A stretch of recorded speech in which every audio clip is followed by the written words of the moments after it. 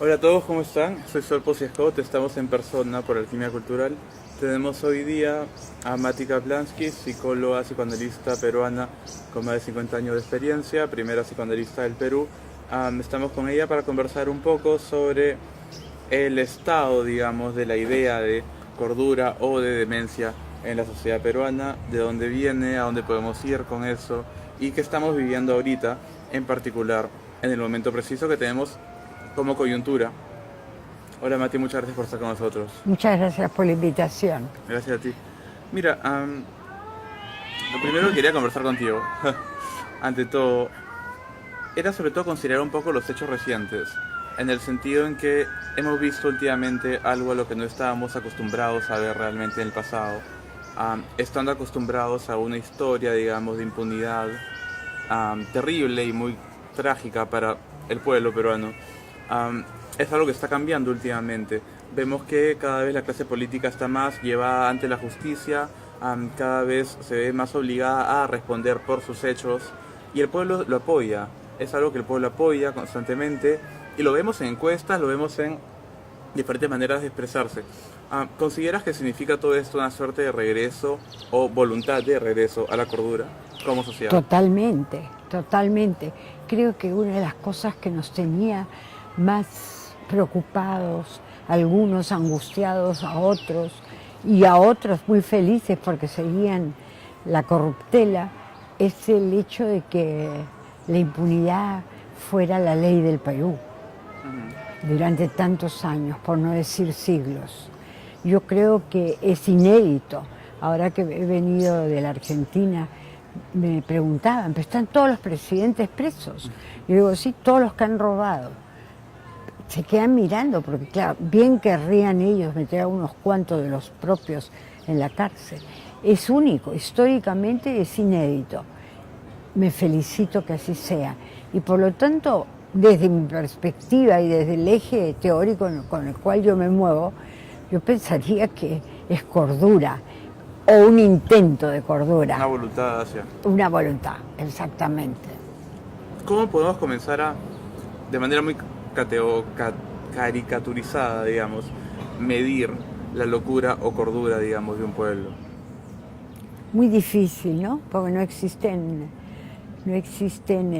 instrumentos específicos para eso.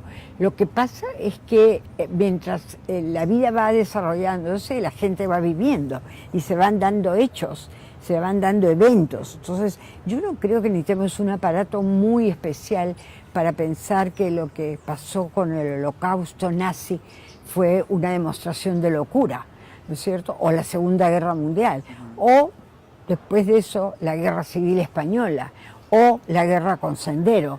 Yo creo que no se necesita un instrumento sofisticadísimo, ¿no?, para medir que ese pueblo, ese país, esa población estaba pasando un momento, si no de locura, muy cercana a la misma, ¿no? Pero por otro lado es algo que podemos ver constantemente cuando miramos las noticias, por ejemplo. No hay mucha muestra de cordura ni mucha muestra de estabilidad en un pueblo que se entremata como nos entrematamos nosotros. ¿No te parece que hay una suerte de... Hay algo que no va definitivamente, ¿no? No creo que seamos más sanguinarios que otros pueblos, ¿eh? Fíjate Colombia. En Colombia se han pasado 70 años con una FARC horrorosa y hasta ahora no pueden pacificar el país. Los peruanos no somos bueno, no éramos particularmente agresivos hasta que Sendero demostró lo contrario.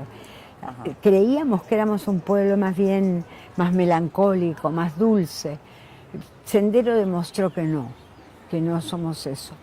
Y antes de eso, la pertanza de los periodistas, donde también se demostró que en el Ande ocurren hechos y en las ciudades con los asaltos y los ataques. Y la maldad, lo tanático, si quieres decirlo en el lenguaje más sofisticado, el impulso o la pulsión de matar o la pulsión de morir está en el ser humano como especie. Por lo tanto, si las condiciones se dan, se va a producir. Pero también creo en la vida, y también creo en la libido, y también creo en la creación. Entonces, Yo no siento que los peruanos seamos particularmente tanáticos, salvo en ocasiones muy precisas, muy puntuales, muy signadas, ¿no? Muy precisas sería la palabra, ¿no? Pero el tema particularmente de Sendero, ¿cómo lo entiendes tú personalmente? ¿Cómo entendemos la llegada de un organismo tan sanguinario, tan asesino, y que puede crear realmente un antes y después en la historia de un Sin país? duda. Mira, yo te podría decir que la única vez en mi vida que he sentido que me tenía que ir del Perú fue con los Sendero. Yo le decía a mi esposo, le decía, no nos estaremos equivocando, no deberíamos irnos. Y él era judío y argentino y tenía experiencia de la vida y de las cosas. Se cayó al oír mi pregunta. Tomó un tiempo, hizo una pausa y después de un rato me dijo, no, creo que no. Yo quise creerle un poco, pero seguí haciéndome la pregunta. Yo la época de mi vida que más he sufrido históricamente hablando ha sido la época de la guerra con Sendero.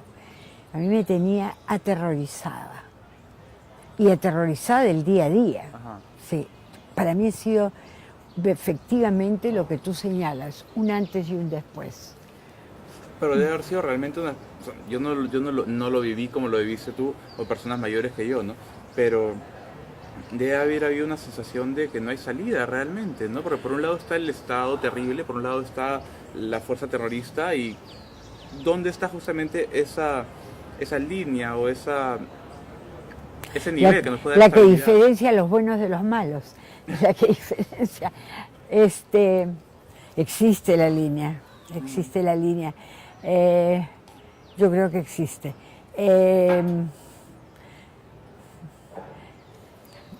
Es una pregunta difícil.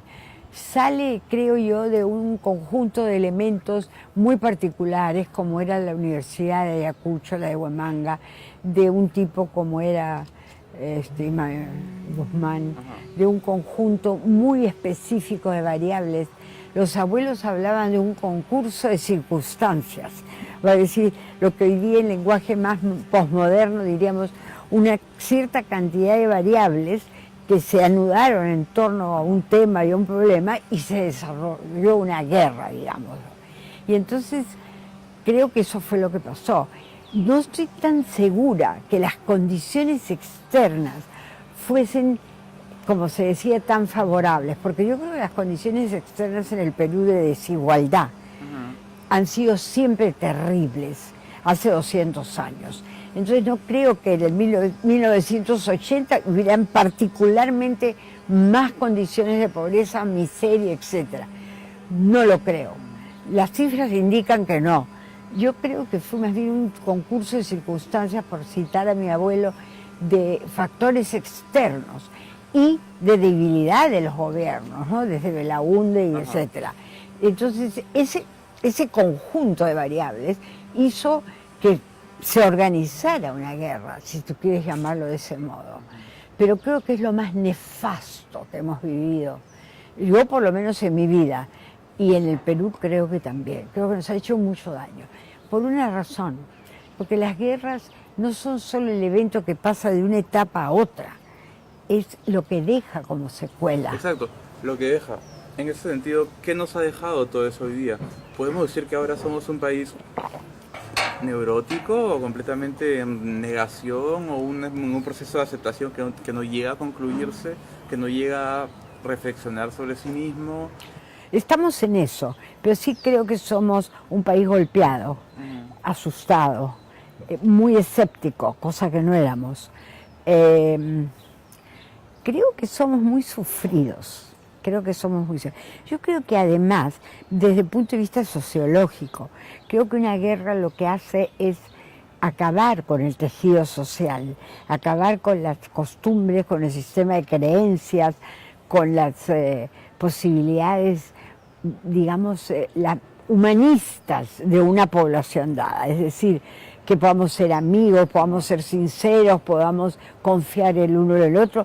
Esos tipos de valores o ese tipo de creencias se han visto, yo creo que melladas, golpeadas y en algunos casos, digamos así, abolidas del todo. Entonces, creo que somos una población con problemas serios de creer, de confiar, de tener esperanza, aun cuando quizás todavía el Señor de los Milagros convoque a tantos miles, quizás eso tiene que ver con la necesidad desesperada de esperanza o la necesidad desesperada de estar un poco mejor.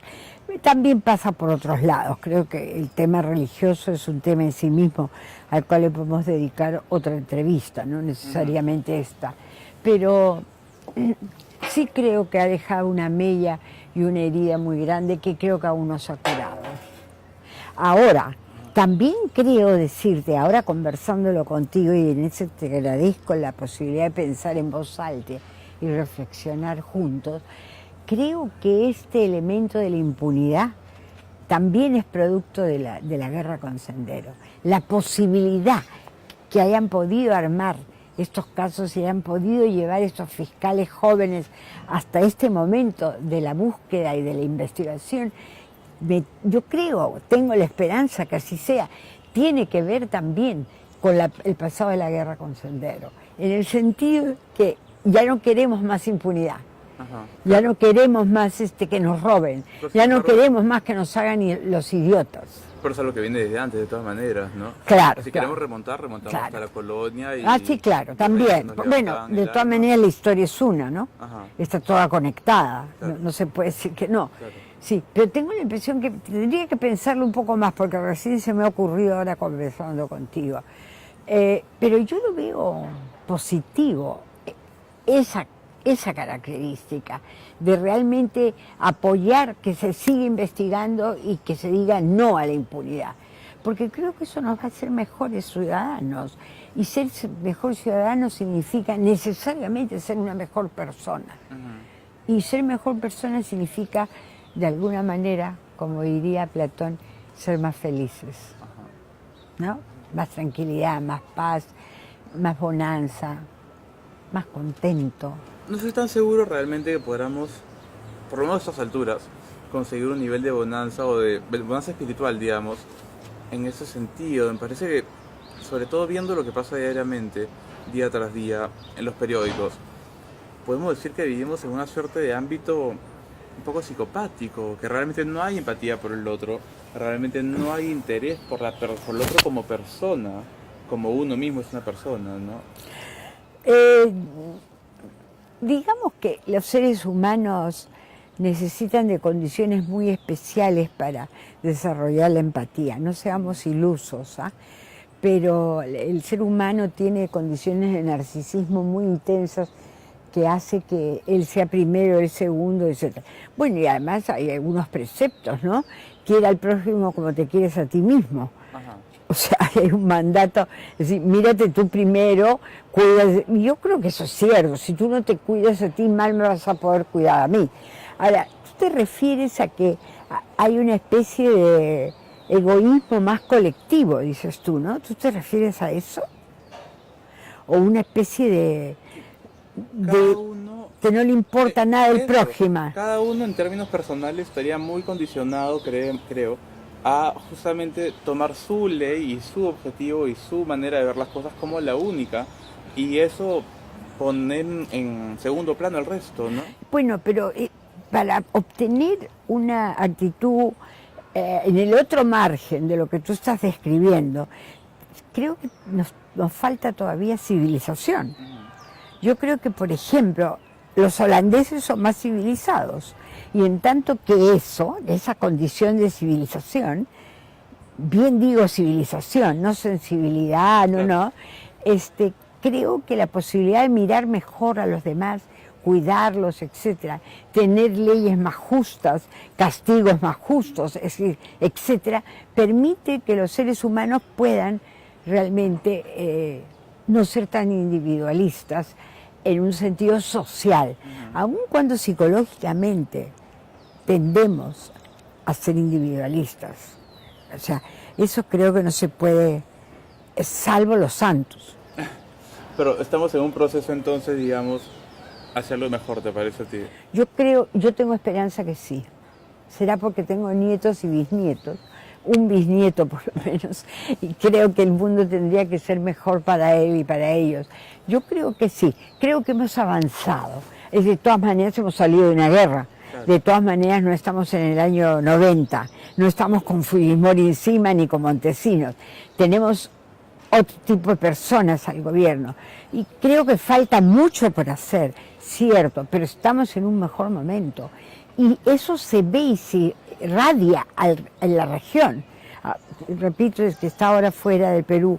La gente ve al Perú como progresando. Y estamos progresando. No, ¿cómo decirlo? No con las necesidades tan grandes que tenemos cubiertas, no. Pero que hemos dado pequeños pasitos, creo que sí. Pero es complicado, o sea, por un lado tenemos esa proyección, digamos, hacia la mejoría. Por otro lado tenemos justamente hace nada de tiempo, un presidente que se mete un balazo en la sien y acaba con su vida. O sea, ¿cómo podemos conciliar justamente una voluntad hacia la mejora con una serie de eventos que nos contradicen esa voluntad? ¿Te refieres al suicidio de García? Claro. Pero, ¿por qué piensas que el suicidio de García, que me parece dramático y realmente trágico? Primero porque un suicidio siempre convoca un impacto tremendo y la vida es la vida, etcétera. Pero fíjate que yo estaba pensando que quizás políticamente en este momento, por desgracia o por lo que fuere, su ausencia es mejor para el país. En este momento. Me baso en el sentido de que no hay, porque teníamos toda la interferencia de él y sus seguidores, toda la interferencia de los fujimoristas para seguir buscando personas comprometidas con el, sujetos comprometidos con la corrupción masiva, ya no la corrupción de una pequeña sol para comprarte un chicle, sino de miles de millones, cosa que es imposible mentalizar, ¿no? Entonces, yo creo que en términos personales fue una tragedia y sigue siéndolo para él y su familia, pero creo que para el país me temo que no es tanta tragedia. Creo que es una señal dramática, pero creo que no es, que todavía hay que evaluar qué sigue. Esperaríamos de alguien que podría ser considerado como un líder, en el caso de García particularmente, presidente 2 veces, candidato varias veces, personaje infaltable en la escena política peruana, pero lo veríamos como un líder. No tenemos líderes nosotros realmente, eso nos impulsa pero Sol, discúlpame, pero si los líderes van a ser como Abimael Guzmán o como García, mejor no los tengamos, ¿eh? Bueno, pero en fin, mira, o sea... ¿Sí o no? Hay países que han tenido sus líderes, ¿no? No, sí, pero ni Mao, ni Stalin, ni Fidel Castro, ni Putin, ni nadie de esos son... No. No, pero Mitterrand en Francia ha sido un líder. Sí, bueno, hay algunos buenos, pero en principio yo creo más en la democracia y creo en la sucesión de personalidades, porque creo que los países no colapsan. Los que van cambiando deben ser los partidos y la gente, y siempre hay gente nueva, joven, como tú, que tiene nuevas ideas y que es bueno tenerlas. Líder, ¿por qué necesitamos tantos líderes? ¿Para qué? O sea, mi manera de verlo es que si tenemos un pueblo completamente perdido en un... Pero no creo que sea el caso. Ah, ¿no te parece? No. Yo no creo que sea el caso. Lo que tenemos son diferencias graves y grandes regionales. Ajá. Los chipivos tienen su líder y los norteños de Máncora tienen su líder y los moqueguanos tienen su líder. Y tenemos distancias y diferencias culturales enormes. Pero no necesitamos tener un solo líder que nos mande a todos. Por eso los presidentes regionales es una idea que, revisándola, creo yo, y sobre todo creo que estableciendo reglas más claras de funcionamiento y de funciones y de dinero, etcétera, creo que podría funcionar porque somos muy distintos. ¿O tú has visto algo más distinto que un cusqueño con un tumbesino? Ah, me imagino. O sea, yo lo veía, digamos, hablemos de sentimiento nacional, digamos, si queremos idealizarlo en esos términos. Así, sería una Sentimiento idealización. Tendría que haber, en teoría, una suerte de figura que oriente, entre comillas. Yo creo que varias figuras que orienten de varias maneras, porque creo que, por ejemplo, los partidos, algunos tienen, algunos líderes, la Iglesia Católica tiene, ¿verdad? Los evangelistas tienen algunos, claro, que son muy fuertes además, bueno, la Iglesia, de hecho, y bueno, líderes parciales, ¿no? Ahora, líderes de opinión, mucho los periodistas, creo, ¿no? Es un poco lo que tú estás haciendo, convertirte en un líder de opinión. Ojalá. Bueno, mira, y otra cosa que veía era un poco digamos, la problemática para establecernos como sociedad realmente civilizada. A mí me parece muy complicado, me parece muy lejos de estar en ese punto. ¿Una sociedad cómo? ¿Perdón? Realmente civilizada. Ah, no, para eso sí faltan unos 400 años.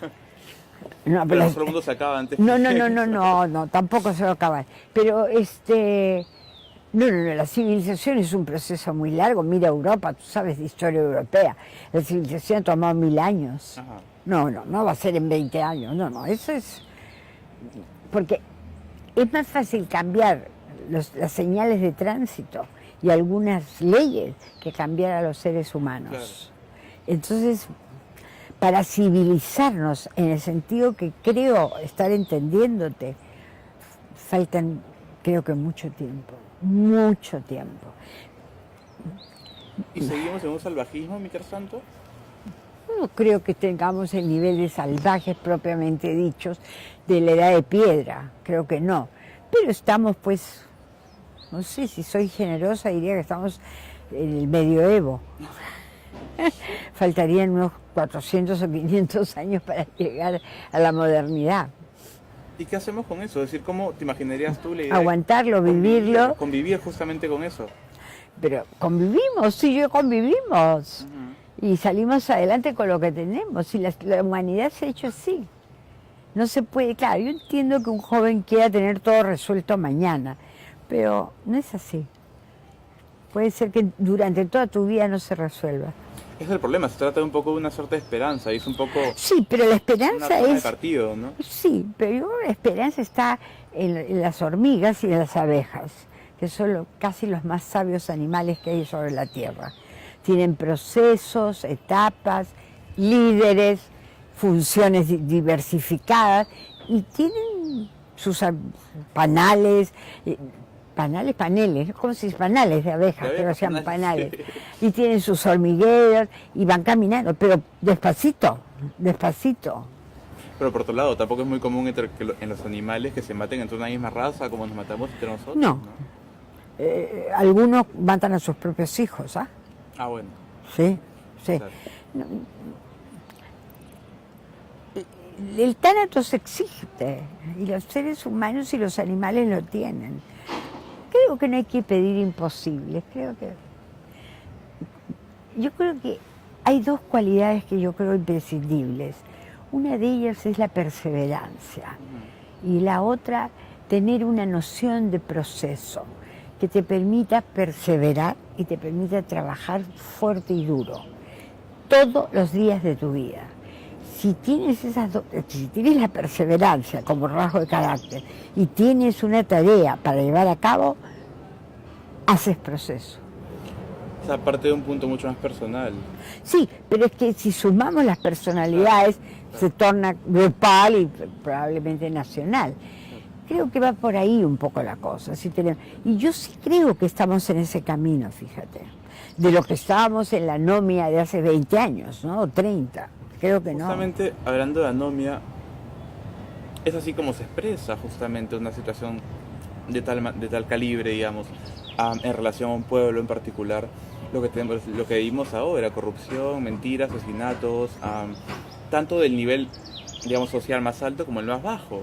Está comprometido, toda la sociedad está comprometida en ese proceso.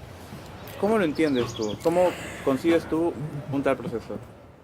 Bueno, las estructuras sociales tienen vida y tienen muertes y tienen procesos y tienen intercambios y tienen todo tipo de sucesos. Yo creo que la historia es así, con muerte, o los Borgia creo que no existieron, se mataban entre primos, hermanos y cosas, y así sucesivamente, los Tudor, las guerras civiles. Yo creo que eso es parte de la historia de la humanidad. No creo que seamos particularmente distintos. Ah, bueno, yo sí podría sospechar eso, ¿ah? ¿Sí? Yo creo que sí seamos un poquito víctimas, entre comillas, como pueblo, de cosas a las que no han sido víctimas otros pueblos. Es decir, una sumisión total por años de años. No creas, ¿ah? No creas, ¿ah? Todas las historias tienen sus momentos de víctimas y de guerras y de muertes y de las hambrunas europeas eran terribles. Entonces, justamente, ¿cómo deberíamos concebir como pueblo nuestra propia, entre comillas, dramáticamente desgracia para poder superarla, justamente? Yo creo que simplemente trabajando, perseverando y creyendo en que podemos salir adelante, no solo con voluntad, sino con acciones. Sí. Es decir, ahora, ¿por quién votamos en el 2021? Bueno, yo voy a dejar de votar ya, o sea que no me voy a preocupar por eso. Pero no por edad de ninguna manera, pero a veces porque no tengo candidato. Ya no voy a votar por el menos malo, no voy a votar simplemente. Ese es el problema. O sea, a mí me tocó votar por primera vez en 2016. Y terminé votando de manera incorrecta, digamos, completamente mal. Y ahora viene la pregunta, que no es solamente mi pregunta, es la pregunta de toda una generación. Sí, claro. ¿Cómo volver a confiar en una clase política que ha sido una y otra vez desacreditada? Y bueno, tendrán que ver si salen nuevos líderes y tener cuidado con quién eligen. Pero es la historia, Sol. Así es la historia de la humanidad. Claro. Equivocándose, uno aprende. Bueno, claro. Pero hay errores y errores. Así es. Entonces, ¿tú crees que sí nos llegamos a curar optimistamente? No curar ni tampoco optimista. Creo ser razonablemente lúcida y tranquila y esperanzada para creer que la humanidad va en un paso más seguro con la tecnología, con el existencialismo, con el humanismo, con gente como tú que hace cosas nuevas. Los jóvenes tienen mucho que decir, los viejos tenemos mucho que enseñar, y creo que esa combinación es positiva. Entonces, a fin de cuentas, ¿te parece que el balance es positivo? La vida es positiva, Sol, siempre. Bueno, muchas gracias por estar con nosotros. A ustedes. Ha sido un gran gusto. Gracias, igualmente. Mucha suerte. Gracias. Ha sido el primer capítulo de Persona con la psicoanalista y psicóloga Mati Kaplansky. Muchas gracias por estar con nosotros. Eso es todo por hoy.